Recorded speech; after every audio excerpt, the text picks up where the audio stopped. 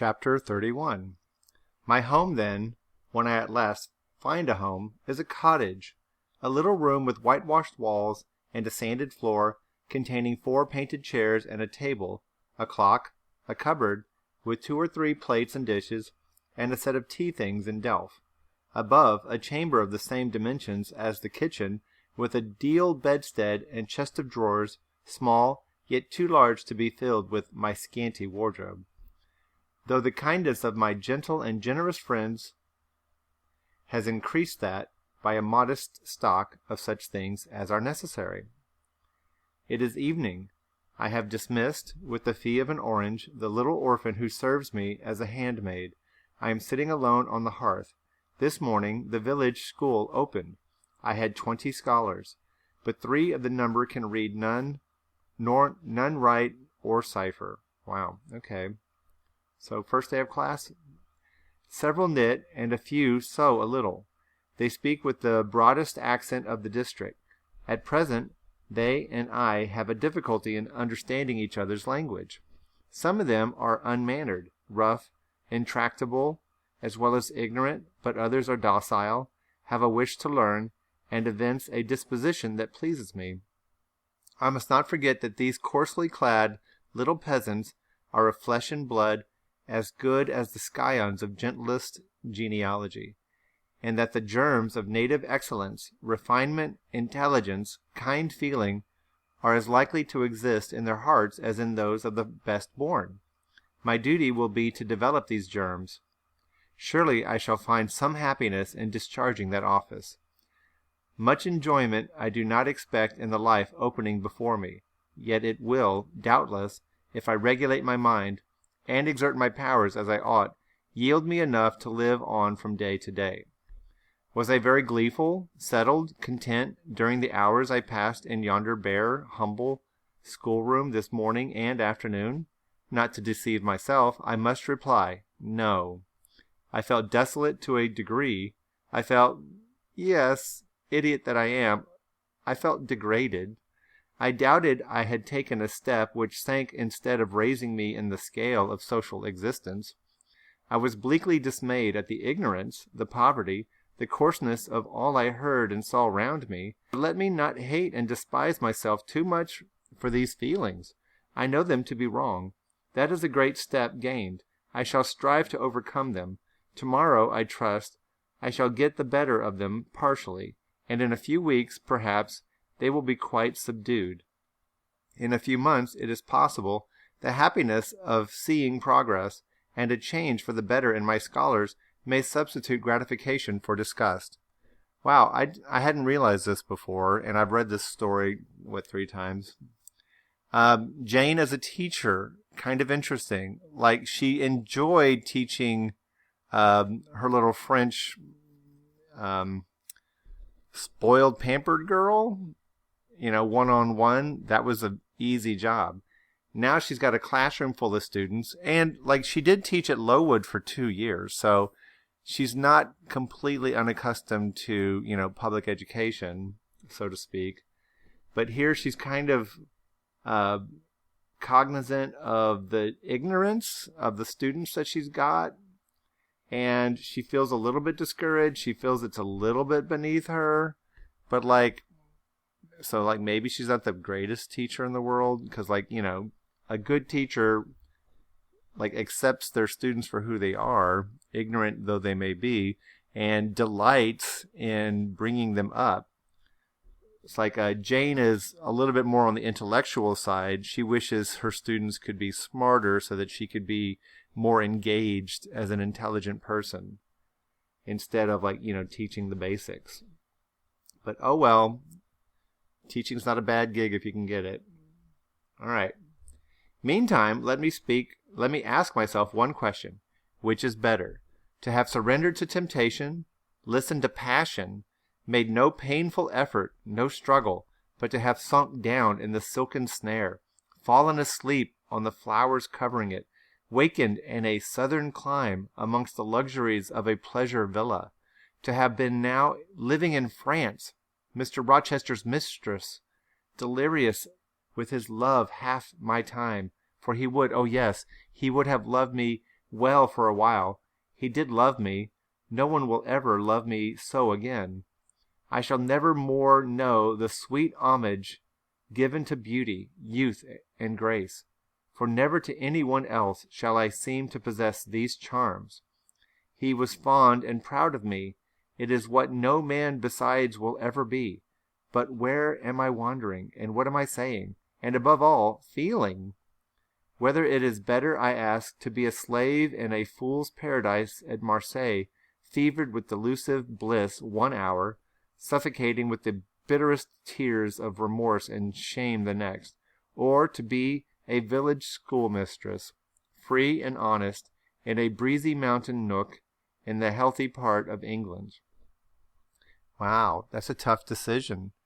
Would she rather, well, she obviously prefers to be a humble schoolmistress in a modest town, but she does understand that if she wanted to, she could have been like sitting in her bikini on the beach on a lawn chair having drinks served to her while her rich husband like lavishes her with every luxuriant what's the word I'm looking for? Pampering that life can afford her. Moving on.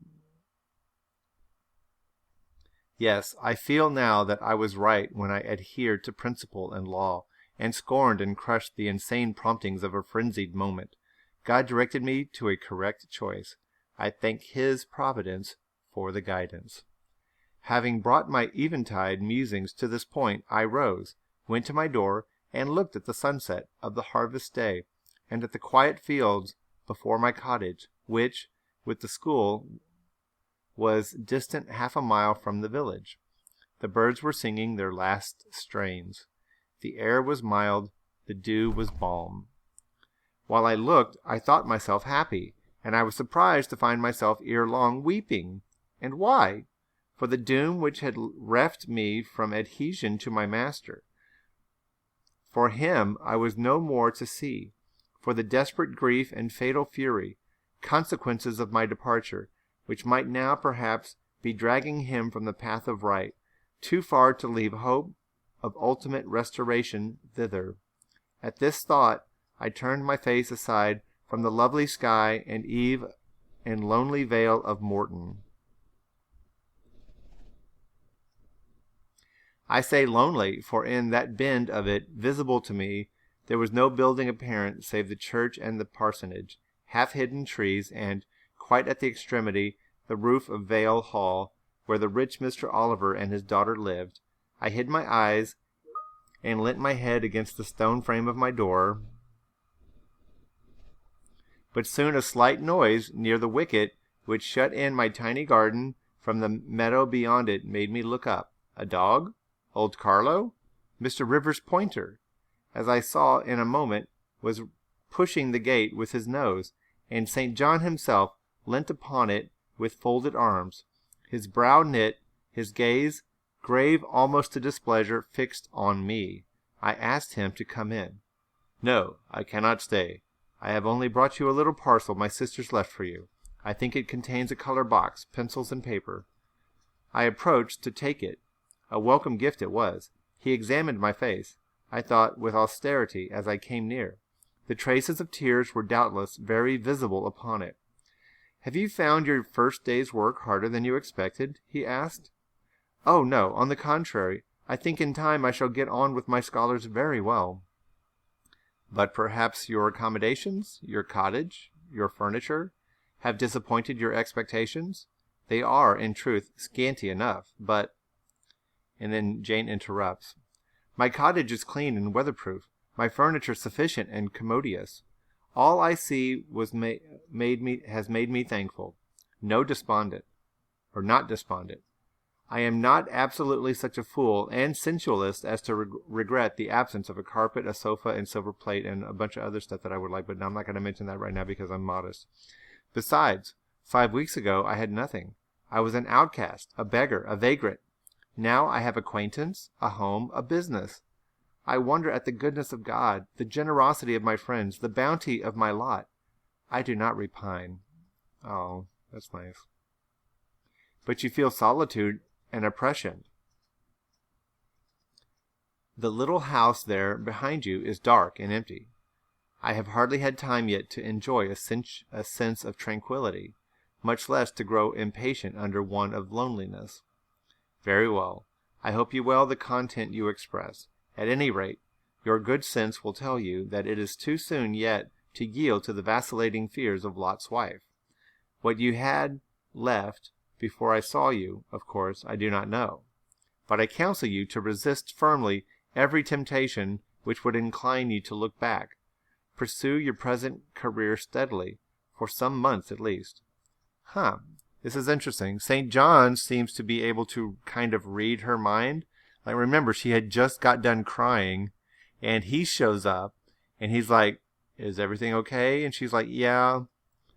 But, like, he could tell that she had been crying, and he rightly guesses what she was crying about. It's like, oh, I bet you're missing your old life before you became a homeless person and dropped near dead on my doorstep. Who is the only other man that's ever been able to, like, read her mind? Oh, that's right, the love of her life, Mr. Edward Rochester, whom she was just crying for. Well, anyway, on to St. John. It is what I mean to do, I answered. St. John continued. It is hard work to control the workings of inclination and turn the bent of nature, but that it may be done, I know from experience. God has given us, in a measure, the power to make our own fate, and when our energies seem to demand a sustenance they cannot get, when our will strains after a path we may not follow, we need neither starve from inanition nor stand still in despair. We have but to seek another nourishment for the mind, as strong as the forbidden food it longed to taste, and perhaps purer, and to hew out for the adventurous foot a road as direct and broad as the one fortune has blocked up against us, if rougher than it. A year ago, I was myself immensely miserable, because I thought I had made a mistake in entering the ministry. Its uniform duties wearied me to death.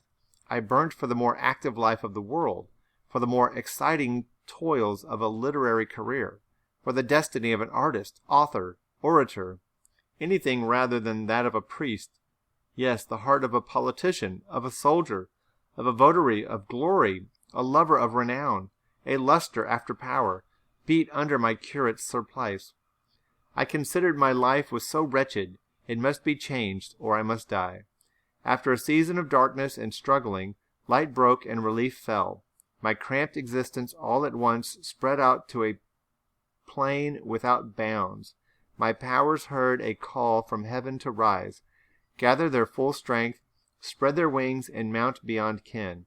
God had an errand for me, to bear which afar, to deliver it well, skill and strength, courage and eloquence, the best qualifications of soldier, statesman, and orator, were all needed, for these all center in the good missionary. The dude wants to be a missionary. A missionary I resolved to be. From that moment my state of mind changed. The fetters dissolved and dropped from every faculty, leaving nothing of bondage but its galling soreness, which time only can heal. My father indeed imposed the determination, but since his death I have not a legitimate obstacle to contend with. Some affairs settled, a successor for Morton provided, an entanglement or two of the feelings broken through or cut asunder, a last conflict with human weakness, in which I know I shall overcome, because I have vowed that I will overcome, and I leave Europe for the East. He said this in his peculiar, subdued, yet emphatic voice, looking, when he had ceased speaking, not at me, but at the setting sun, at which I looked too. Both he and I had our backs towards the path leading up the field to the wicket. We had heard no step on that grass-grown track. The water running in the vale was the one lulling sound of the hour and scene. We might well then start when a gay voice, sweet as a silver bell, exclaimed, "Good evening, Mr. Rivers, and good evening, old Carlo. Your dog is quicker to recognize his friends than you are, sir. He pricked his ears and wagged his tail when I was at the bottom of the field, and you have your back towards me now." It was true. Though Mr. Rivers had started at the first of those musical accents, as if a thunderbolt had split a cloud over his head, he stood yet, at the close of the sentence, in the same attitude in which the speaker had surprised him, his arm resting on the gate, his face directed towards the west. He turned at last, with measured deliberation.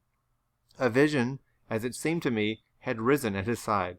There appeared, within 3 feet of him, a form clad in pure white, a youthful, graceful form, full yet fine in contour, and when, after bending to caress Carlo, it lifted up its head and threw back a long veil, there bloomed under the glance a face of perfect beauty. Perfect beauty is a strong expression, but I do not retrace or qualify it. As sweet features as ever the temperate clime of Albion molded. Oh, look, I've learned something new. Okay, here's some things that I've just noticed while reading.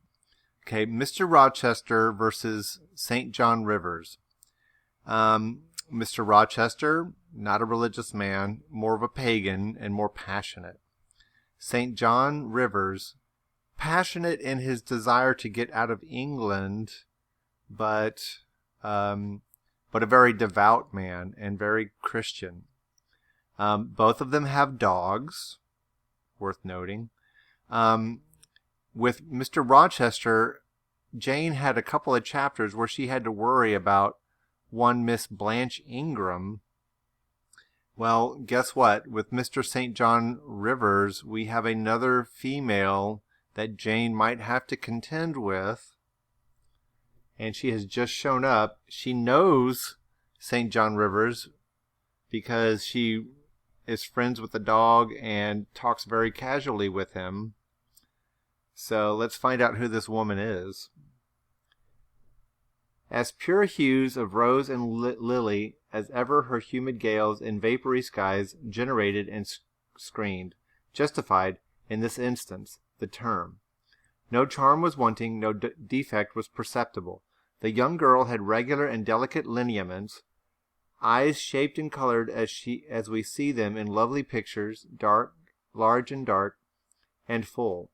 The long and shadowy eyelash, which encircles a fine eye with so soft a fascination, the penciled brow which gives such clearness, the white smooth forehead which adds such repose to the livelier beauties of tint and ray, the cheek oval, fresh and smooth, the lips fresh too, ruddy, healthy, sweetly formed, the even and gleaming teeth without flaw, the small dimpled chin, the ornament of rich, plenteous tresses, all advantages, in short, which combined realized the ideal of beauty, were fully hers.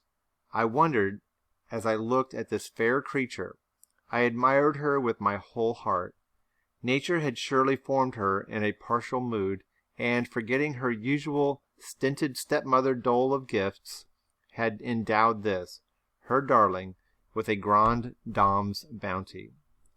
What did St. John Rivers think of this earthly angel? I naturally asked myself that question as I saw him turn to her and look at her, and as naturally I sought the answer to the inquiry in his countenance. He had already withdrawn his eye from the Peri, and was looking at a humble tuft of daisies which grew by the wicket. "A lovely evening, but late for you to be out alone," he said, as he crushed the snowy heads of the closed flowers with his foot. Oh, he just stomped on some flowers. "Oh, I only came from the S blank." She mentioned the name of a large town some 20 miles distant. "This afternoon. Papa told me you had opened your school, and that the new mistress has come. And so I put on my bonnet after tea and ran up the valley to see her. This is she?" pointing to me. "It is," said St. John. Do you think you shall like Morton?" she asked of me, with a direct and naive simplicity of tone and manner, pleasing if childlike. "I hope I shall. I have many inducements to do so." "Did you find your scholars as attentive as you expected?" "Quite." "Do you like your house?" "Very much." "Have I furnished it nicely?" "Very nicely indeed." "And made a good choice of an attendant for you and Alice Wood?" You have indeed. She is teachable and handy. This, then, I thought, is Miss Oliver, the heiress, favored, it seems, in the gifts of fortune, as well as in those of nature. What happy combination of the planets presided over her birth, I wonder. I shall come up and help you to teach sometimes, she added. It will be a change for me to visit you now and then, and I like change.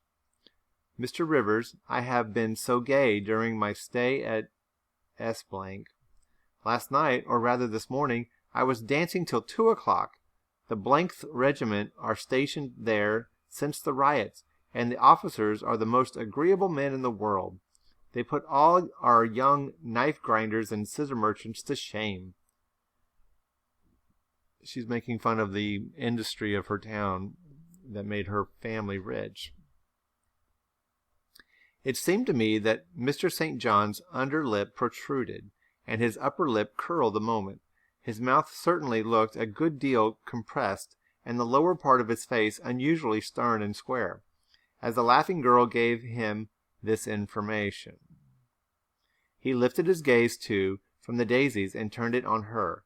An unsmiling, a searching, a meaning gaze it was. She answered it with a second laugh, and laughter well became her youth, her roses, her dimples, her bright eyes. As he stood, mute and grave, she again fell to caressing Carlo.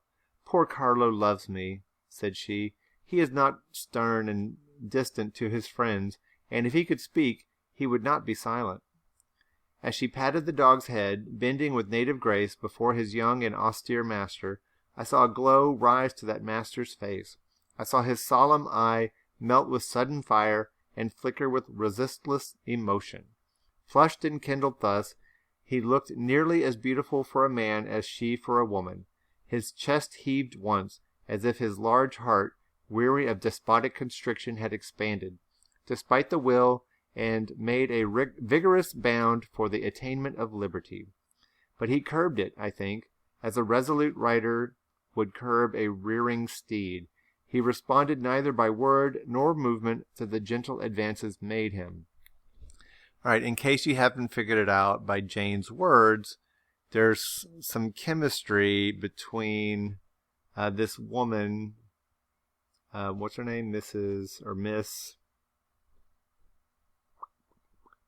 Anyway, between St. John and this lady, what is her name?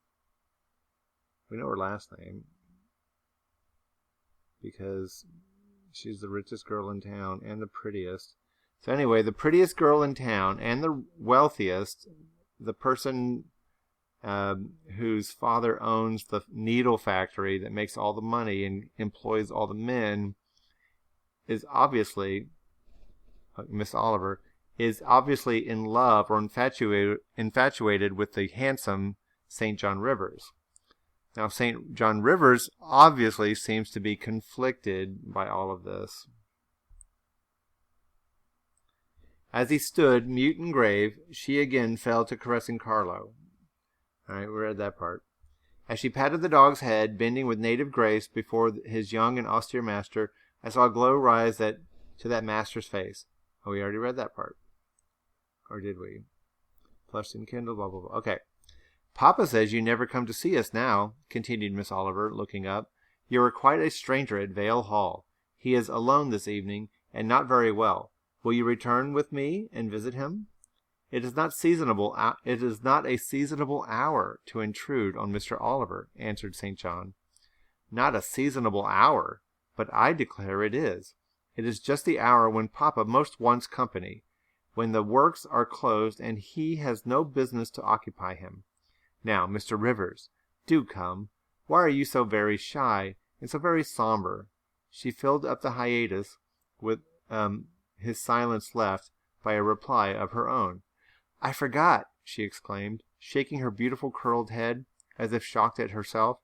"I am so giddy and thoughtless. Do excuse me. It had slipped my memory that you have good reasons to be indisposed for joining in my chatter. Diana and Mary have left you, and Moor House is shut up. And you are so lonely. I am sure I pity you. Do come and see Papa."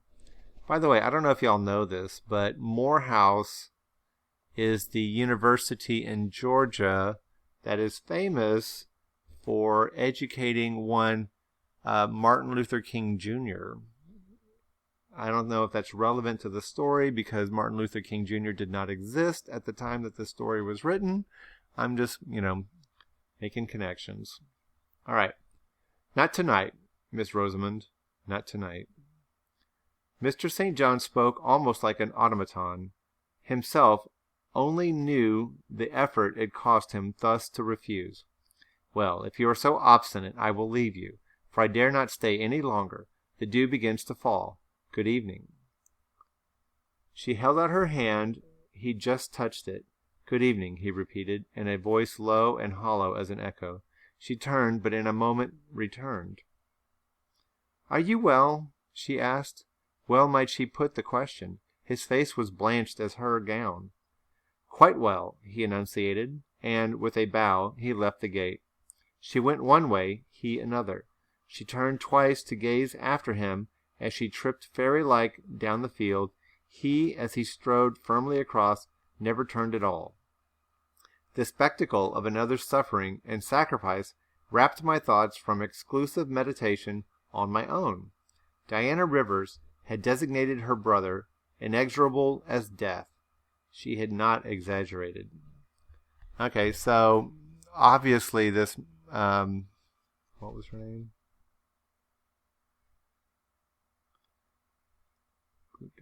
Miss Rosamond Oliver is infatuated with St. John Rivers, and she's, putting the moves on him pretty fiercely, but he is not taking the bait. He obviously has feelings for her, but he's conflicted. Maybe by the fact that, before she showed up, he was talking about how he wanted to go and be a missionary and go overseas and leave England. So that might be the conflict that's going on, is that she's in love with him and she's very happy to stay in England, and he is restless and wanting to move on. So we'll see how this goes. We have new drama, folks. This is so exciting. Thank you for reading with me, and we'll soon read chapter 32. We are on page 345, which means we only have 115 pages left to go.